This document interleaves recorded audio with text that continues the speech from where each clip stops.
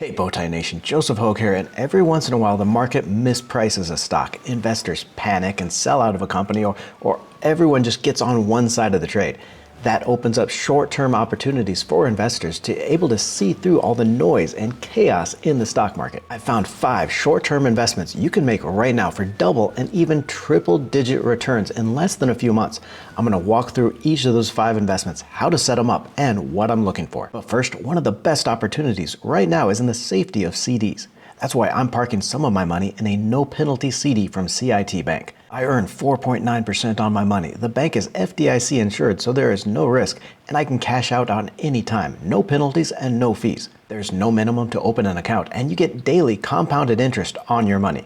It's a great way to earn a high return on your cash while you wait for the stock market to settle down, or just to earn interest on your emergency savings. I'll leave a link in the description below. The bank also has e-checking, savings, and loans, so be sure to check that out. Let's get to those short-term investments, but understand these aren't the long-term stock picks we usually talk about on the channel. Finding those long-term forces, the growth stocks changing the world in which we live, is really the easiest way to invest because you can buy into those stocks and don't have to worry about them for the next 5 or 10 years.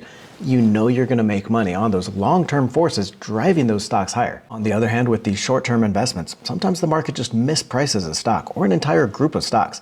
Investors all rush to one side of the trade, and that creates a quick opportunity and a high level of confidence for those investors willing to see through where the market is wrong.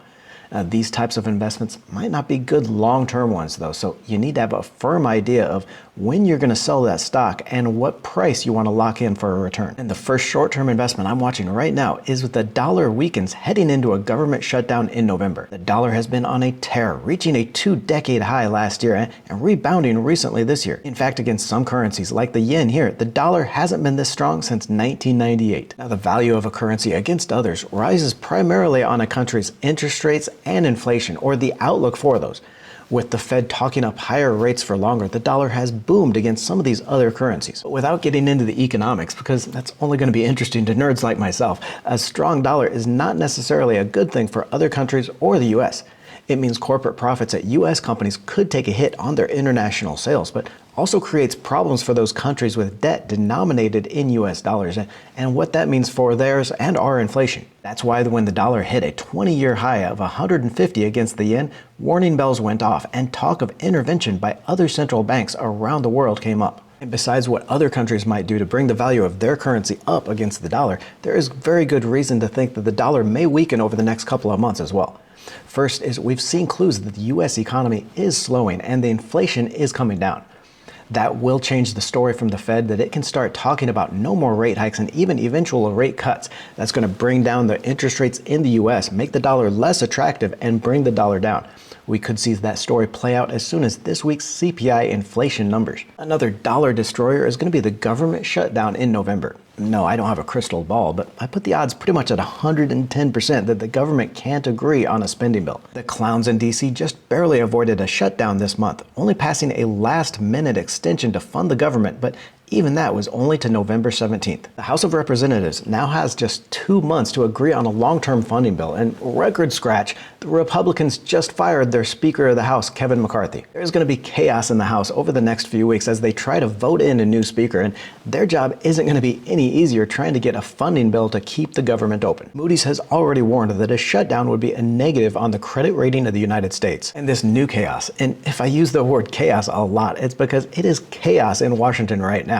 But all this is going to look very bad for the stability of the United States and the US dollar. So take all of these together, a government shutdown and better interest rate outlook, lower inflation, and the value of the dollar is going to fall against other currencies. There are currency ETFs that you can buy, like the Euro Trust, the ticker FXE, or the Yen Trust, ticker FXY, that will go up if those currencies strengthen against the dollar or the dollar weakens. You can also buy the Invesco Dollar Bear Fund, ticker UDN, that's going to go up if the dollar goes down. Now, the UDN doesn't move much even in big dollar slides. You can see here in the year-to-date picture, it hasn't moved much more than probably about a $1 range. So to leverage any moves in the dollar, we want to use a call spread or some option strategies. So we can go to the options here on Yahoo Finance. If we scroll down, we can come to the November 17th options, which coincidentally is the day that the Congress has to fund the government before it shuts down, or we can go to the December 15th one. If we go to the December 15th Options here, that gives the government a few weeks to be shut down before those options expire, really destroy the dollar on the downside and really make money on these call spreads. So what we do if we want to set up a call spread on these, we see that the UDN, the Invesco Dollar Index Bearish Fund, is trading right now at about $18.34. So about $18. We would expect that to go up if the dollar goes down. It is a bearish fund, so it is inverse to the dollar. It bets against the dollar. It goes up when the dollar goes down. So we would expect that would go up to probably about $19 or maybe even higher. So we would want to do a call spread on the $18, $19 call options here. What we would do is we would buy the $18 options. Last price here was 51 cents for those options. So we would pay 51 cents for those options, and then we would sell the $19 ones. Now, we know that if the dollar really crashes, it's going to go beyond $19, but we want to use this $19 spread, or we want to use this $19 option kind of to defer some of our costs for buying that $18 option. So 51 minus the 7 cents that we'll collect for buying that $19 option, we're going to have a net cost of 44 cents a share in those. And now we have a profit spread of $1 in those if it goes past $19. If it goes past $19, we will make $1 on the $18 call options. The $19 ones will expire worthless, but if it goes anything above 19, our profit is locked in. So 1 minus 0.44, 1 minus the cost there, is we will make 56 cents on every share of call spread we have there. So 56 divided by 0.44, which is our cost, we will make 127%. We can make 127% return in 2 months on this call spread idea. And that's if this bearish dollar fund goes up just 3.8%, less than 4% upside on this, and we make that 127% return. We can see here that the fund has been above $19 a couple times this year and should go back up that way if the dollar weakens here by December. Our next short-term investment is a turnaround play in Advanced Auto Parts, ticker AAP, an investment I highlighted in a recent video. During his tenure from 2016 as CEO and chairman, Tom Greco absolutely destroyed this company. Shares lost 65% of their value, wiping out $5.6 billion in shareholder value. When Tom Greco took over as CEO in 2016, the company was a $9.5 billion company and had 35% of market sales among the big three players here, O'Reilly, AutoZone, and Advanced Auto Parts. Advanced Auto Parts had 35% of the sales within those three. Over the last 7 years, management blunders have stripped $6.2 billion off this stock's value, and the company has fallen to just 27% of sales among those three companies. Greco announced his retirement earlier this year, but had one last parting gift for shareholders, an 83% dividend cut in May. But there are some catalysts here that could send the stock higher. First is the new CEO, Shane O'Kelly, took over in September. O'Kelly has the logistics and the management experience the company needs, and we could see a turnaround plan as early as the company's mid-November earnings report. Also, the auto parts and repair market is coming into that sweet spot with an average age of U.S. passenger vehicles now at 12.5 years old. That's up from 10 years old in 2008. That will be a tailwind that should lift sales for AAP. Overall, this stock is just too cheap to pass up, and investors aren't expecting anything. Wall Street expects sales growth of just 1 or 2% this year and next against high single-digit growth for its competitors. The shares are now trading for about 11 times earnings, right here 9 times earnings, and any good news, whether a beat on earnings or just a turnaround plan, could spark a run in this stock. I shared 3 ways to invest in that prior video, which I'm going to link in the description below. I'm buying the shares, but you might also want to try that call option strategy for the November 17th call options.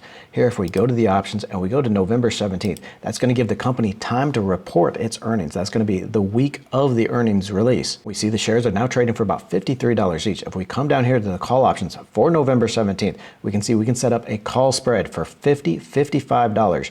And we do the same thing that we did for the other strategy. If we buy the call options for $50 strike price, buy those for $5.60 a share. That was the last price. If we sell the $55 call options for $3.60, so we get $3.60 for those, we have a net expense here, a net cost of $2 per share. Now again, this is going to set up a $5 call option or call spread for us. So we benefit on those $50 strikes. Anything over $50, we make money on those $50 call options we bought. All the way up to $55, which that is where our profit is capped at, that $5 difference between those two. But look at this, we only paid $2 to set up that call option spread. If the price goes above $55, if it goes up just divided by 53 where it is now, if it goes up just 3.8%, which it could easily do in any kind of good news. If it goes up to $55, we make $5 on that spread. Divided by the $2 that we paid, we make 150%. 150% return on that in just 2 months on that trade. We still got 3 short-term investments to highlight, but I want to outline what I'm looking for here. How to find these yourself. Nation, you know I'm not about to just drop a list of stocks to buy in your lap and say, go buy these. I want you to be a better investor. I want you to be able to find these for yourself. Now first here, besides just that market mispricing, there has to be a catalyst that can send these stocks higher. Nation, even if you believe in your heart of hearts that a stock is a great value, even if it's fallen to a point where it seems like a no-brainer, stock momentum will continue to take it in that direction until there's a catalyst to change that. Okay, this is Newton's law of motion all over again. Okay, a body in motion continues on that until something acts against it to change the direction. Okay, that is the same way with stocks. Okay, some kind of an event that shocks investors out of the trend and reverses course in that stock. That's why I'm looking for some kind of a catalyst, either an earnings report or some major news expected. I also want to see a trend or some kind of industry tailwinds that are benefiting this company, moving that investment higher. A cheap stock is one thing, but a cheap stock with a bigger picture forces behind it, that can take it up like a rocket. Our third short-term investment here is from another recent video and a countdown to the short squeeze in shares of AMC Entertainment. I know there's been no loss of people calling for this thing to take off ever since its giant rally in 2021, and the stock has continuously disappointed investors. I've stayed on the sidelines because I didn't see any real value or any reason the shares would bounce back. Until now. I started building a position after the massive crash post-conversion on the 6th and have added to it ever since. I now have 6,000 shares at a cost basis just over $9 a share. And that's because the risk reward here for short sellers is changing and the stock has some major catalysts over the next 2 months. First, the company has already worked through its stock conversion and share issues. Now, that blowed big chunks for investors, but it built up the company's cash reserves to take that solvency issue off the table. Now we have a blockbuster concert coming up in a couple of days, the Taylor Swift Eras film. This thing has already broken single-day pre-sale records and looks like it's going to be the second largest box office opening weekend office this year, behind only Barbie. More than that, huge success in the T-Swift concert though. This is going to set up an evolution for theaters and concert films, which Beyonce is already releasing her Renaissance concert in December. So riddle me this. What happens to revenue when you have a blockbuster concert release every couple of months? And the third catalyst I'm watching here is for the third quarter earnings release on November 6th. And this could be huge for the shares. AMC should easily beat these third quarter expectations on the success of Barbie and the Oppenheimer movies. But even bigger, it's going to be a chance to raise the outlook for the fourth quarter, which is going to see those 2 blockbuster concert films. All this is going to force the shorts to run for cover and could start that short squeeze. I've got a target about $12 a share on the stock, and it could easily go $15 and even higher. Just like with AAP and some of these others, I'm just buying the shares, but with that November 17th options could give you an even bigger return on a call spread. Just to show you how to set that up, here we are on the options on Yahoo Finance. Again, here we are on AMC Entertainment Holdings, ticker AMC, shares trading right around $8.30 now. If we go down here, click on the November 17th options. Now that is probably about a couple of weeks after the November 6th earnings release, so it's going to give it a couple of weeks there. We can see a lot of strikes here for the options. I would stick right around the at the money options, so 8, 9, maybe 8 and 10. So if we buy the $8 call options here, if we buy the $8 call options right now for about $1.35, we can sell the $10 options. Now that sells for 69 cents, so we would get 69 cents for those. $1.35 minus 69 cents, we would have a cost basis, a net cost here of 66 cents a share. Now, since it is an $8 and $10 spread, we have $2 between those spreads, between those options, we have a $2 spread here. So that means our upside max potential is $2.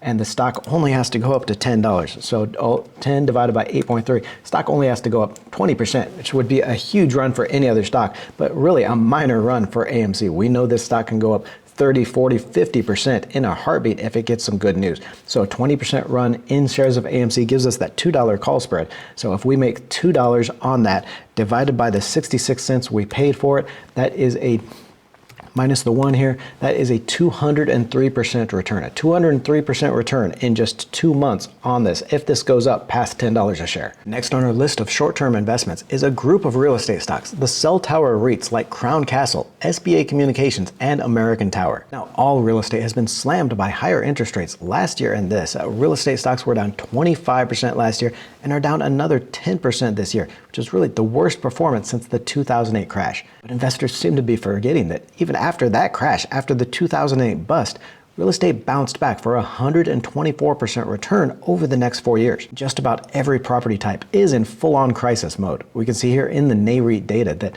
8 of the 13 main property types are down so far this year, and everything crashed last year. Looking closer at this infrastructure category, this is where we find those cell tower REITs, and you can see these stocks crashed 28% last year and are down another 25% this year. But if we look at the stock level data for each company on funds from operations and the valuation, we start to see some opportunities. We can see here the FFO, those funds from operations estimates, growth, and price to FFO here. And of the 3, American Tower and SBA Communications still looks relatively expensive, though even these price to FFO numbers around 17 and 18 times, that's still about a 30 or a 40% discount to those stocks' historical averages. But Crown Castle, that's trading for just 13 times on a price to FFO basis, which is extremely cheap. AMT and SBAC have better FFO growth, so better growth in their funds from operations expected, but I still like Crown Castle here most for the group. It's only paying about 81% of its FFO out to meet that 7% dividend yield,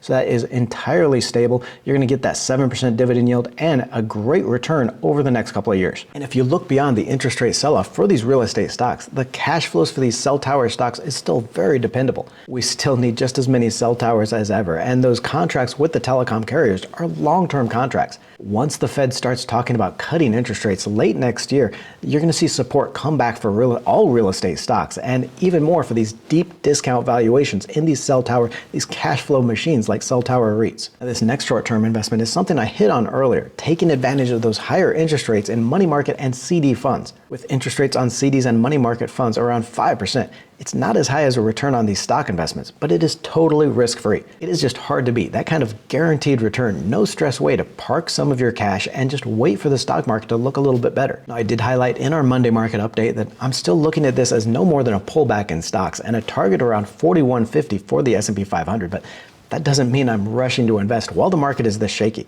It's nice to have some cash set aside and earning a higher yield to put to work later on. Take advantage of that no penalty high yield CD from CIT Bank with the link below. Or click on the video to the right for my price target on shares of Amazon and how this stock doubles from here. Don't forget to join the Let's Talk Money community by tapping that subscribe button and clicking the bell notification.